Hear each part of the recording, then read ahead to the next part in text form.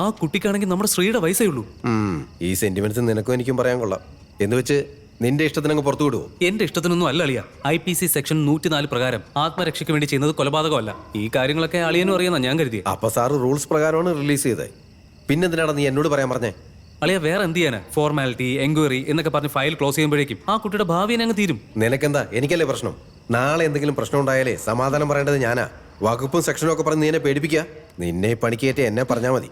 Mama mama ഈ progress റിപ്പോർട്ടിൽ അച്ഛന്റെ സൈൻ ഇടുക. നേരത്തെ നിന്നെ കൊണ്ട് തലവേദന വീട്ടിൽ മാത്രമേ ഉണ്ടായിരുന്നുള്ളൂ, ഇപ്പൊ സ്റ്റേഷനിലും കൂടിയാ. ഒരു കാര്യം പറഞ്ഞിട്ട് മനസ്സിലാകില്ല, അനുസരിക്കുക. മനുഷ്യന് പണി ഉണ്ടാക്കാനായിട്ട് ഇറങ്ങിക്കോളൂ.